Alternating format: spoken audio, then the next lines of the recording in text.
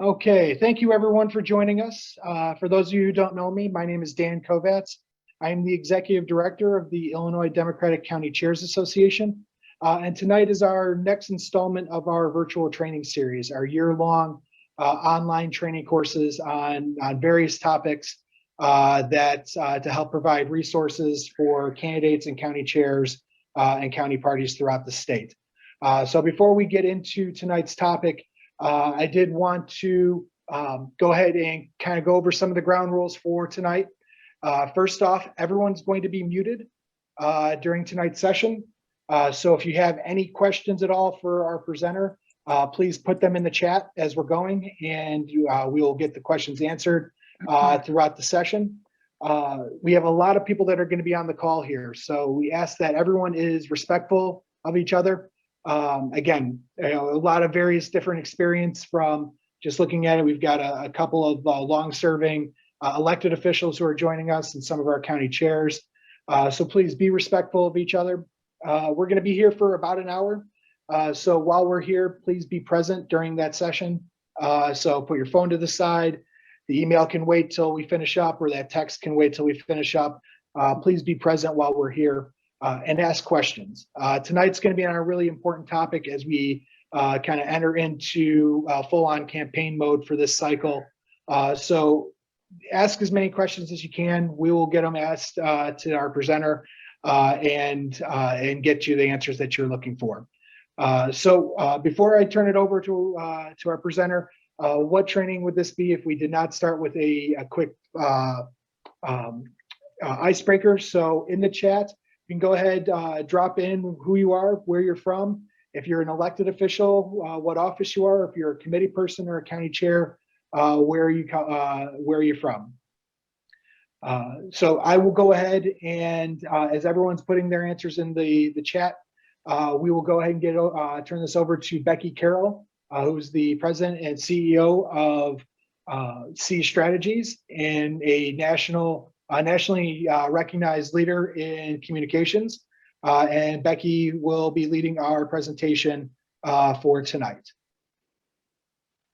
Great. Well, thank you, Dan. And it's nice to virtually see everyone here. I first just want to say, thank you to Dan and the Illinois Democratic County Chairs Association, one, for hosting venues like this and forums where you guys have an opportunity to meet with folks who, better or worse, have an expertise in a space that hopefully can help you in the work you're doing. I mean, you guys are the foundation for our party all across the state, and doing whatever we can to make sure that you have the tools that you need to be prepared heading into what will be, a tough midterm election is really important. And I hope you'll have some takeaways today that will be helpful to you. And I'll say at the outset that after this is said and done, if anyone has any questions, for me, I think Emma can put my email in the chat, and I welcome any follow-up questions if we can't get to everything tonight. But I'm a long-term Democrat here in this state. I started doing politics when I was in my teens. I was registering people to vote when I was 18, and I got into communications and politics. Been doing it ever since. For better or worse. I've done a lot of statewide campaigns, congressional, mayoral, presidential. I'm very, very lucky, very blessed to have had just a really great experience working in politics and public affairs. Also spent a good amount of time working on the government side, governor's office, mayor's office, a lot of agencies and whatnot. So hopefully some of my experience having some really crazy, exciting, sometimes kind of frontline. I also call them kind of jobs where we'd often be, on the front pages of papers. Hopefully some of my experience can help you tonight. So enough about me. We could just jump right into this. And Emma from my team, thank you, Emma, for scrolling through everything today and for working with me on this presentation. So what the association asked me to do today was to focus in, because there's lots of ways that we could talk about communications and getting our message out. And one thing they really wanted me to focus on tonight was how to write a press release, how to use it, how to get it out there, how to leverage it. It's just one tool that you can use, but it is an important tool. And so hopefully you'll walk away tonight with some good basics and foundation of how to make something the most effective when you're going to put something out into the public domain through a press release. So here's some of the subject areas we're going to cover, and we can start going through those now. You can go to the next one, Em. Okay. So the big picture, why communicate with the media? We live, I think, in a day and age where, you can have a great resume, you can have all sorts of great experiences, you can have done your time, helping others get elected and whatnot. You could give your time, give your money, and feel like you have something to offer to the people of your district, your city, your community. But that's not good enough just today. You have to be able to get your message out. People have to hear from you. They need to connect with you. So you need effective messaging and use effective tools to get that out. And we're lucky. We have a lot of tools these days to use from. But one that's still really fundamental today, of course, is a press release. It's one of them. But people are going to Google you. There's nowhere to hide anymore. You have to be authentic. You have to be truthful and transparent in your communications, whether it's a press release or otherwise. Again, the media is but one tool for you to get your message out. You can use social media, you can use newsletters, you can do the grassroots and whatnot, but it's still an important foundational thing for you to leverage in order to communicate with the people that either you as a candidate or the folks that you're helping to elect need in order to get the word out and get people to know who you are. Building relationships and getting validation. Building relationships with reporters is really important. And I think, whether you are in Chicago, Metro East, Springfield, you name it, building relationships with the local media is really important because, I always say, the media is not your adversary. They might seem a little scary. That's why a lot of people hire me to represent them with media, but they're human beings like anyone else. They often live in your community. Kids might go to the same school. You might go to the same church. You might have some of the same friends. And so like anything else in life, you have to take time to build relationships with reporters. So when you send out that press release, they're going to be more likely maybe to take a look. They're more likely to maybe listen to what you have to say. And I think that's really important. So don't, be intimidated by the media. You really want to take the opportunity to, to really get to know them. So I think one of the other takeaways, just, press release is a communication vehicle that you can use to get your message out and make some news. And it's important then when you do a press release that what you're really putting out there is something newsworthy. You're not going to announce like, hey, I knocked on 10 doors today, right? It's got to be something that a member of the media can look at and say, okay, there's a hook here for me to write something about this race, this candidate, or this advocacy campaign. So if we go to the next slide, so what is a press release? This here is a pretty basic press release, one that that my team did. One of our clients we work with a lot is the Asian American Caucus here in Illinois. A release is often like an official statement that's issued by an organization with the intent of sharing important news, updates, or announcements with the media with the hope that it will be shared by the media and out, to the masses.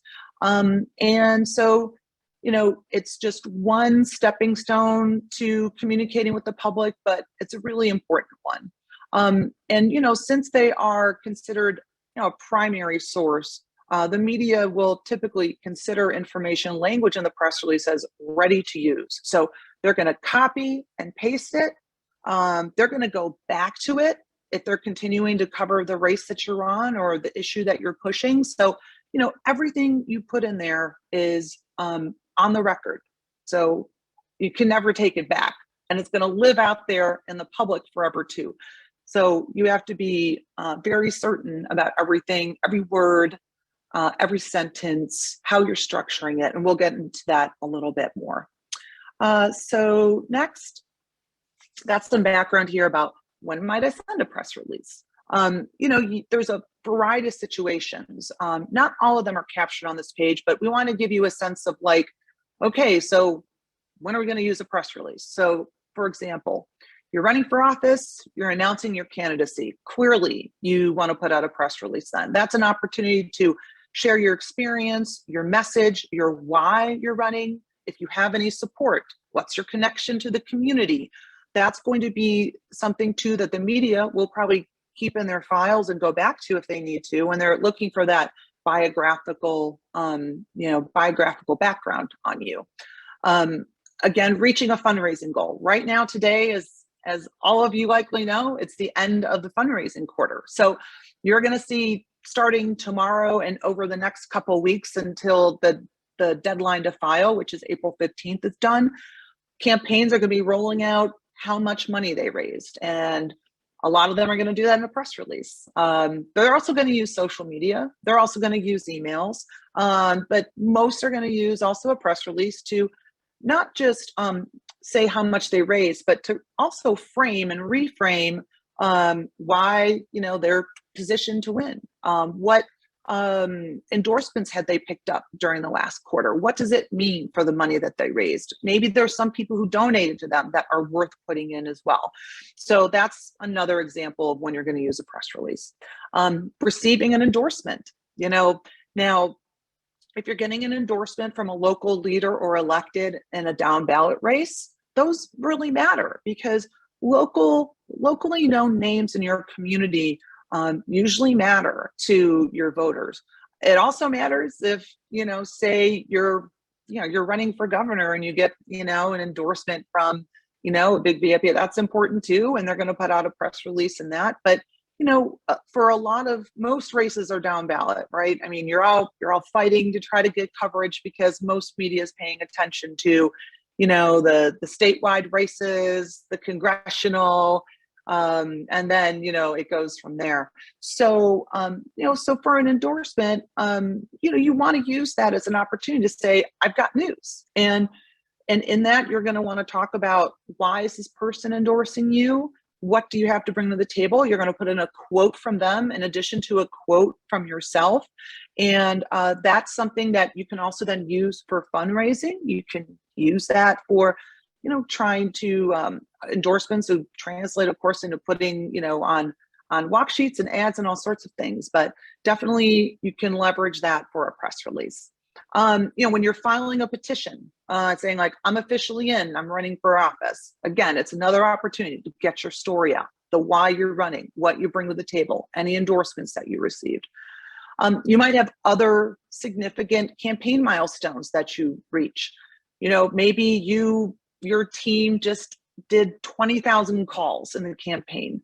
That may not matter in a race, where you're running for governor, but you're running a down ballot race, that's a milestone. And in some media markets, maybe it doesn't get picked up a ton, but it's an opportunity to make sure that media knows that you're running a serious campaign, you're getting things done. It shows some momentum and it gives you a chance again to talk about your why and your qualifications and other important points about your candidacy that you want to be able to share. And then also, a press release is important because it allows you to be on the record for potential stories. You could put something out there, maybe crime might be an important, well, we know it's an important issue right now. So crime is an important issue.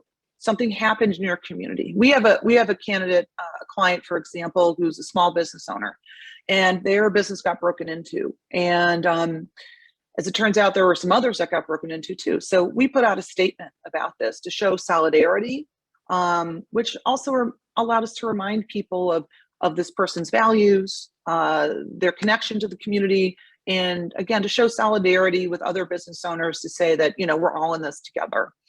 And then, you might have an event or some kind of a launch of some kind where after the fact, you've opened up your campaign office. That's a great opportunity to put out a press release. Again, gives you an opportunity to talk about your why and anything from your endorsements to how much money you raised, how many people showed up at your event, how many volunteers have you signed up. So again, that's all an opportunity to use again in a press release. All right, I'll go on to the next one here. So what we have here are elements of the press release. It's an outline. There's a little bit of a process here. And if you want to demonstrate to media that you're running a legitimate, serious campaign, they're used to getting 1 million press releases in their inbox every week. And so you want to be sure that yours looks professional and it looks like something they're used to getting. If it looks sloppy, if it's not aligned, you're not using the same fonts, you're not using your spacing correctly, you're not having coherent sentences, whatever it might be, that's going to be a sign to them that you might not really be a serious candidate, or the candidate you're working for may not be. So, the outline and the elements inside the release really matter. So here we've given a little bit of an overview here, and I'll quickly go through these. But up at the top, number one, immediate. You're going to have for immediate release, and for immediate release means this is ready to go. Media, you can use it now. You can reference it. Now, sometimes you might want to put out what's called an embargoed release. Sometimes you want to be able to give, say, a story to a few media at one time and give them time to write the story. So say you're going to give it to them at 10 a.m. and embargo it for 2 o'clock that day. That way you give all the media a chance to work on the story, put it out together. They're not competing, trying to last minute put a story together based on the release and the news that you're making. It's just kind of a strategic way to use a release, but it's one that you should consider using depending on the circumstance. But it's really important that if you're doing an embargoed release, your press release has to say that until the embargo is over and you send out the press release more widely, then you're just going to put up for immediate release. You need your contact information up there in the exact format that we've listed here. You need your headline. Your headline is really important because that's going to sometimes make the difference between whether or not a member of the media is going to read it or not. So if it's like 3 lines deep, forget about it. You got to keep your headline, if possible, to 1 line, maybe 2, but usually 1, and you want to bold it, and you want it to be something that's going to catch their eye. Then under that headline, you'll have a subheadline where you can get into a little bit more of the detail of the news that you're making. That usually is kind of secondary to what the headline is. And then your lead and summary at the top is really important because that should really summarize the news and announcement, whatever it is that you're making. And then you usually want to follow by a quote and then some additional details. And then you might have a quote from somebody else in that release. And then at the end, and I think here, let's see, no, I'm jumping ahead. But here you're going to have boilerplate language, and we'll talk about that in one of the upcoming slides. But this is your general outline of a press release and how you want to frame it and how you want to make sure you follow something like this so it looks, professional. So in the next slide, I've already gone through the most part the difference between immediate and embargoed. But this goes into more detail. I'm not sure if we're sharing this verbatim. I'm happy to if Dan is able to make this available to folks so you have something to walk away with. But this is helpful. So you're not taking a lot of notes. This will help you just recall when and how you're using a release for press release to put out immediately versus doing it on an embargoed basis. Now, the next slide here for boilerplate language. So for every press release, whether you're announcing that you got your petitions in or you hit a milestone, whatever it might be, at the bottom, you always want to have what we call boilerplate language, which is going to summarize your candidate and campaign, who they are, what they represent, where they're from, something with message in it, so that every time someone looks at this release, you're using consistent message from one to the other about the candidate, who they are, and why.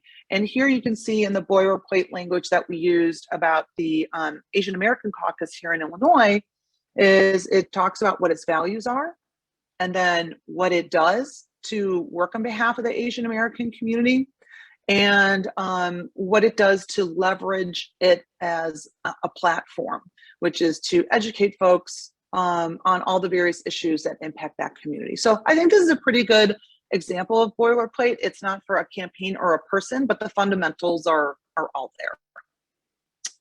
And now we can go on to the next one. Again, I was talking earlier about, the look and feel of a good release. It needs to be well formatted. You're going to have your logo at the top. You're going to have the for immediate release bolded. You're going to have the headline bolded. You're going to have the subhead behind the headline in italics. You want to always make sure before you ever send out a press release. And if you have links in there, say to your website, or to sign up to volunteer, or to sign up for an event, always click on that link before you hit send, before it's final, and make sure that it works. I cannot tell you how many times I've seen this happen with others. Something sometimes gets lost in translation. You think that you copied the whole link, you ended up missing one letter at the end, and then you put it in a release, and then the media, includes it in their story, and then the link doesn't work for anybody. So always triple check and make sure any links in your release are functional.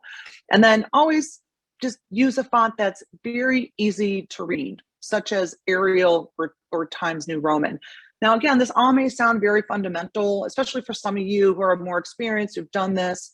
But for those of you who are really just, trying to get the basics here, all these things matter, because content, as well as what the news is and the look and feel, is all important, because it also just really represents your brand or the brand of your candidate. And you want to get across, again, that you're a professional, legitimate campaign operation. And here is an example of a look and feel. So, we put up the association's logo here. You can see clearly how everything is formatted, laid out. That's what you want. All right, next slide. Now, who do you want to send your release to? There's this thing called the media. Well, there is a lot of media out there. I think we've got something like 10 media markets in Illinois.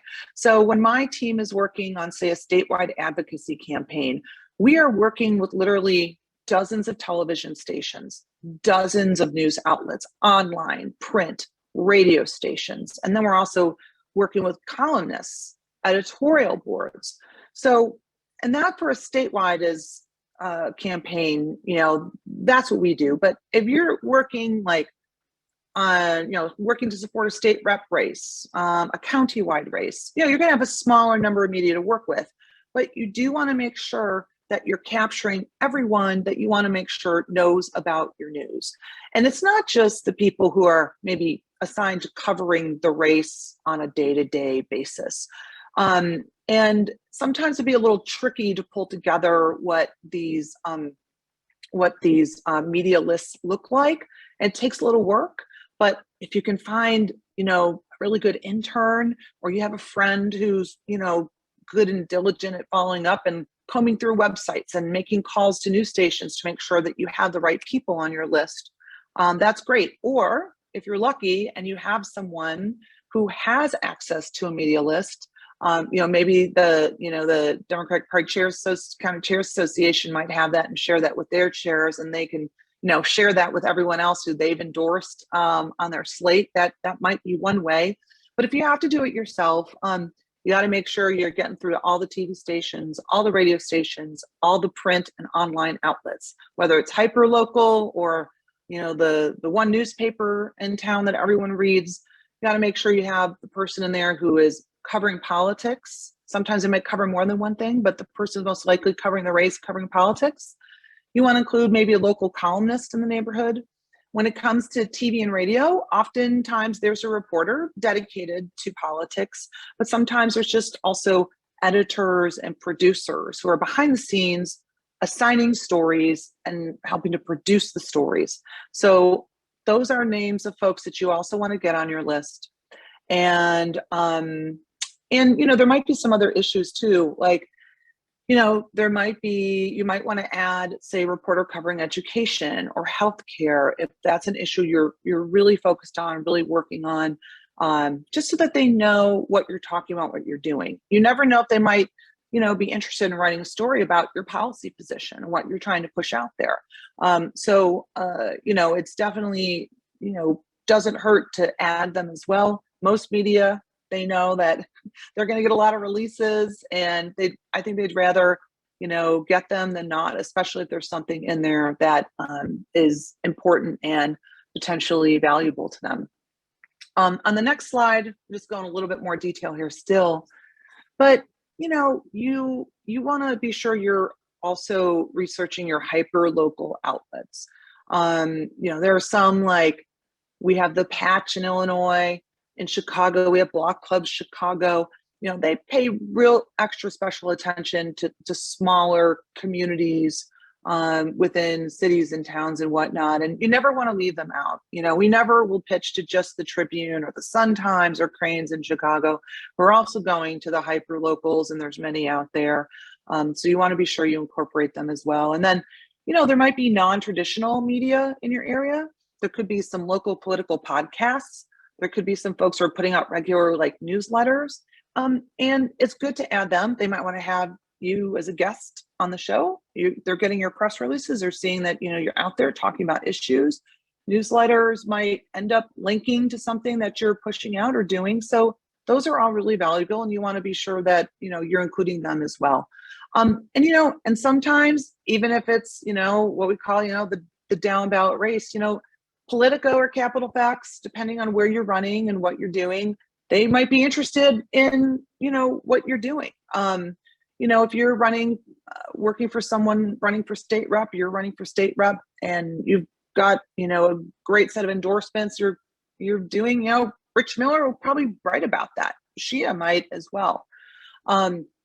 So, they're always going to follow more of the top of the ticket, but they also, dig in as well. So I'd always add them to your list, because you never know what might get picked up. And one last thing I'll just add is, sometimes there are some columnists and reporters out there, unless you have a real ideological difference with them, you've got some reporters that are really far right, and I'll call them more columnists. They might be really far right.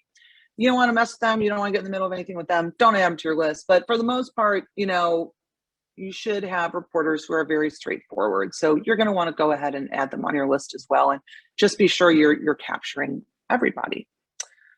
And we just got a couple slides left here, and I think, once you get your press release out and you send it out, what happens then? Reporters just don't necessarily pick it up and write a story, and then you read it the next day and say, oh, my story got picked up. Oftentimes you have to an email follow-up and say, hey, just want to make sure that you saw my press release. Do you have any questions? You might have to call them and just say, oh, hey, I want to make sure you saw our press release. Just made this announcement today. We'd be happy to talk to you about it. And, at the worst, they'll say, no, thank you. But then there might be, oh, thanks for bringing that to my attention. And yeah, I would like to write about that. So, you got to put elbow grease into this. It's not always a one and done once you just send the press release out, through email. And, if the media does call you as well, don't be intimidated. Again, always think it's another human being on the other line.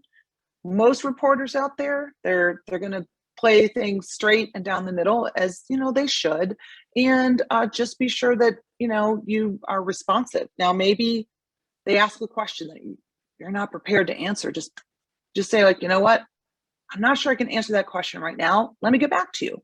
And most times they will respect that.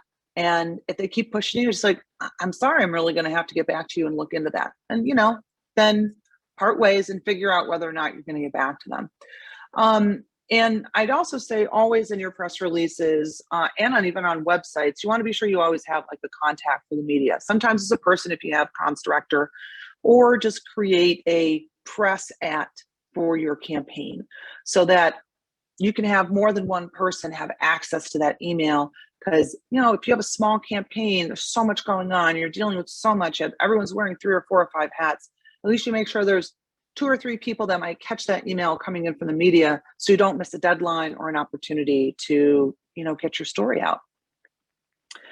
The last thing here is just general best, practices.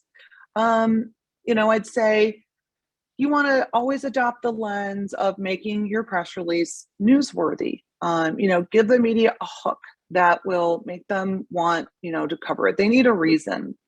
like I said, you got to make sure that it's something new that you're announcing, something has been done before that you've announced, the milestones, whatever it might be, but it's got to be something that, you know, you think that they might want to write about. And then this is really important too. When you are emailing out your press release, always blind copy the recipients. Always, always blind copy them. If you don't, it makes media really annoyed because there will always be people who will reply all, but then everyone sees who's on the list, and it's just not a good look. So always be sure that you are blind copying whenever you're sending out a release en masse to a bunch of reporters at once. Really, really important.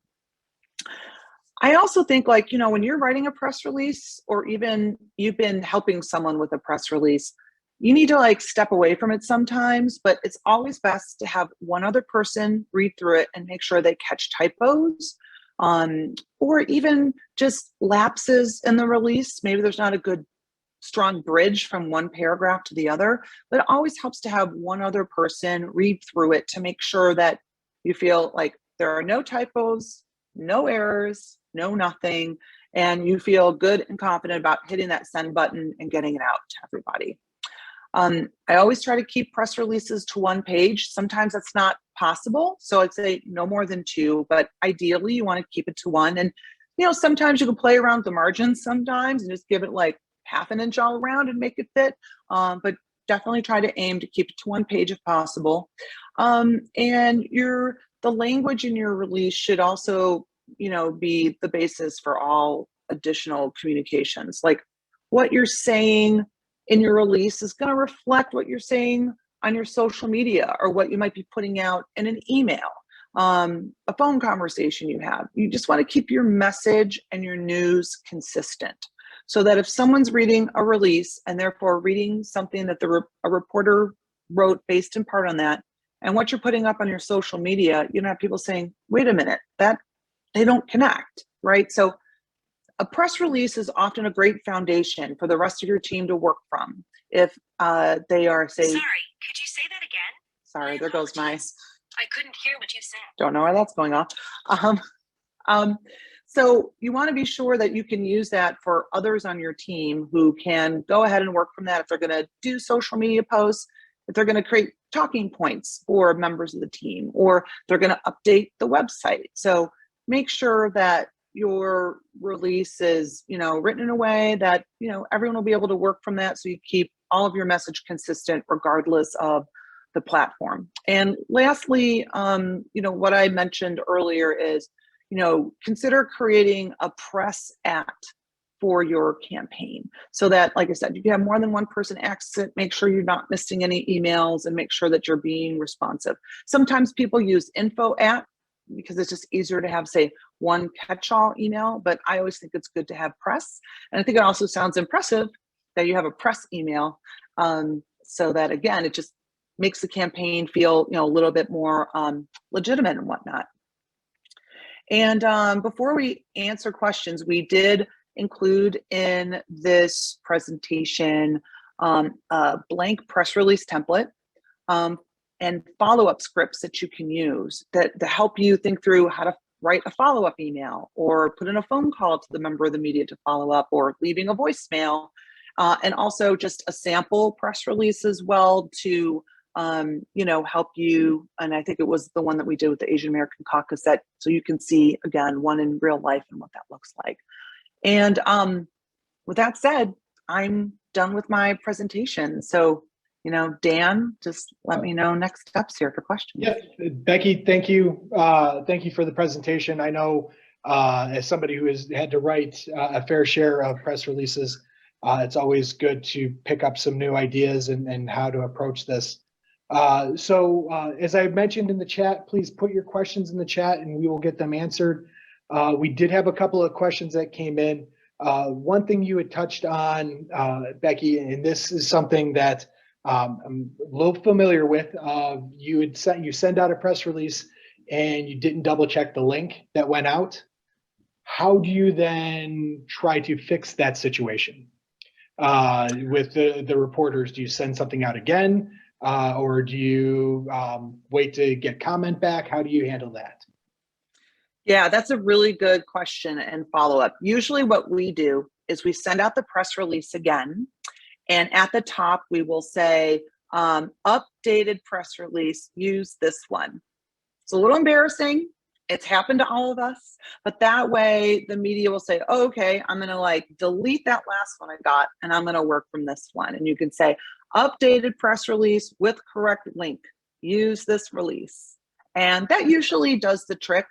If you just sent it out to like one person before you sent it out to everyone else, just call them and say, hey, I'm forwarding you, the actual press release that's correct with the correct link. And then just make sure you fix it for when you're going to send it out widely. But that's what I would do in that situation. Okay. We had a question come in of using the typical who, what, where, when framework of how do you incorporate the how into a press release, or is that something you even think about when you're writing?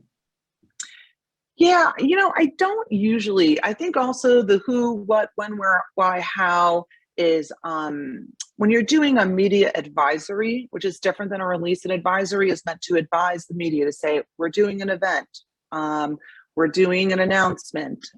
There you literally have who, when, where, why, not usually how.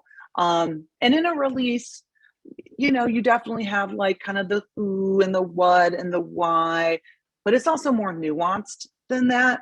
Which is why we kind of tried to break down in the presentation, like how you want to orient and lay out a release. Cause it's like the first few times you do it, it doesn't, you just have to get used to it. And once you do, it's like second nature. So, I think the how though, it just depends on the situation. There might be, depending on like the news that you're trying to make and the announcement that you're doing, but it doesn't necessarily apply to every situation, if that helps. We had one come in of, and this is something that I had always heard when I've been learning communications of, you send out your press release and reporters will, start calling you for questions. Do you immediately take that reporter's call, or do you let it go to voicemail so you know what the questions are and you can respond back? Another excellent question. Unless I know what that reporter is calling about, I almost always let it go to voicemail.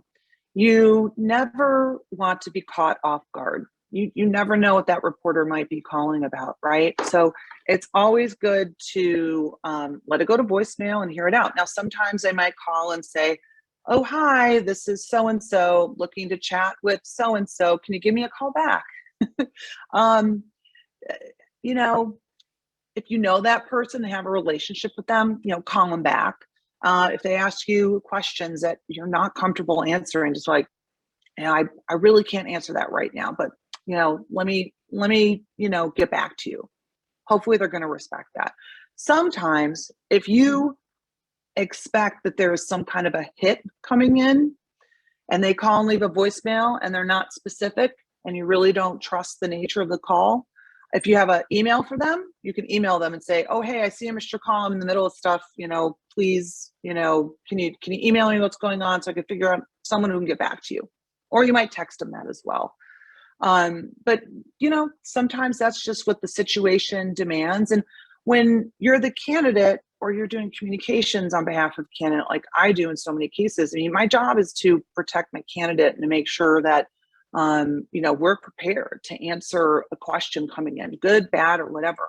So, those are some tactics that sometimes you'll have to use, and, don't feel bad about it. That's the way it goes. And members of the media are quite used to that. Okay. We had a question, and this is an interesting one that I hadn't thought about. If you have a press release, would you consider doing two different versions of the press release to send to different outlets? Or do you keep it as one release for everyone? Right. That's another great question. I'd say 90% of the time, I absolutely would keep it the same. Sometimes sometimes depending on the nature of the release, like for example, I'll give you an example. Like I worked on President Obama's campaign, and when he launched in Springfield and everyone was sending out, the deets about, the when and where of the announcement, and a different kind of release went out to TV and broadcast that went out to everybody else, because there's a lot of different logistics involved.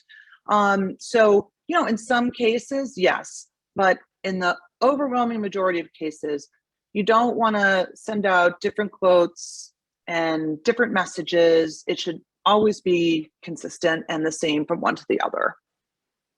Okay.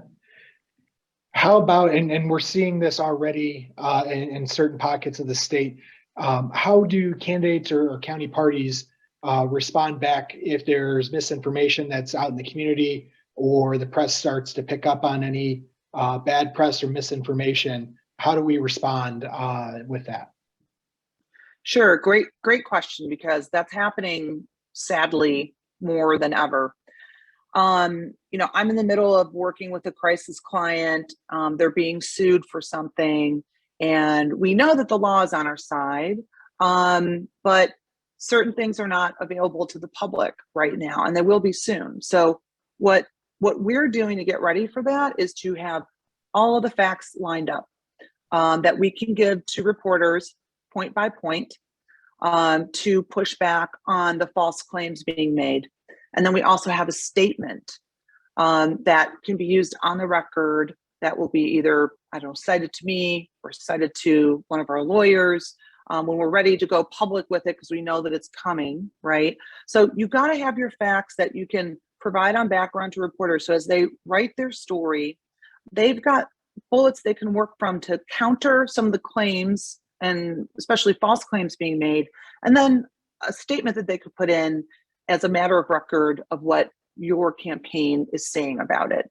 In addition to that, if you have a relationship with the reporter, you can ask them if they'd be willing to have, say, an off-the-record conversation. And in most times, I think they will, because it gives you a chance to say, hey, there are certain things I can't say on the record because A, B, and C. There's a lot of reasons why there's certain things you can't say on the record, but you want to be sure, tell that reporter, I want to be sure that you understand the context here of what's happening, why.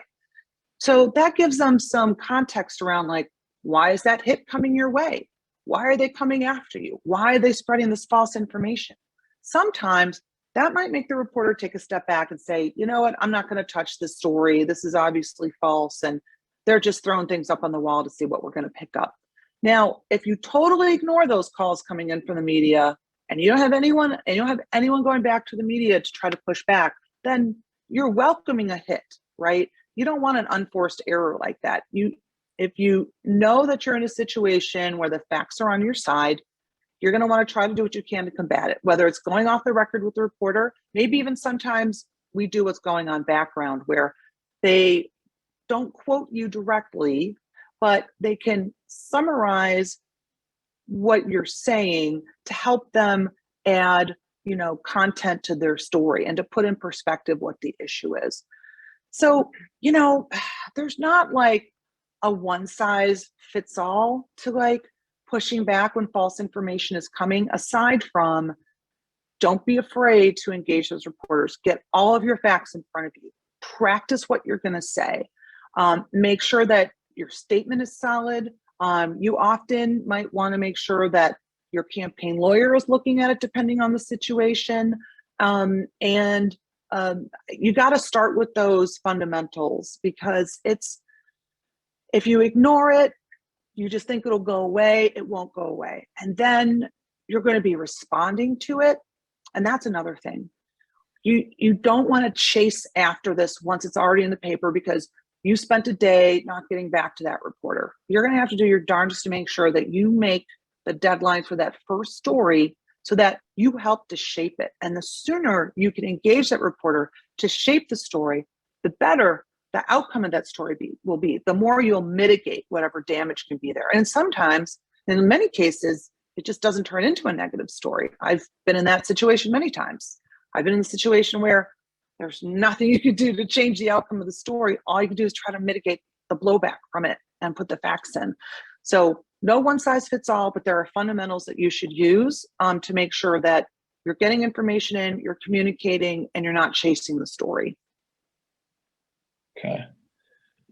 Well, Becky, again, thank you for your help this evening and answering all of the questions and this great training deck that we went over. Everyone, we recorded tonight's session. We're going to be posting it on our YouTube channel in a few days. We'll also be sending out the training deck for everybody if you have questions to follow up. And we also put Becky's contact info and a way to sign up for any information from the County Chairs Association. So please stay in touch with us. We have a lot more virtual training series sessions planned for the year. Our next one is going to be on Precinct Committeeperson training, and you'll want to make sure you sign up for that. With that, thank you everyone for attending and have a good day. Thank you, everyone.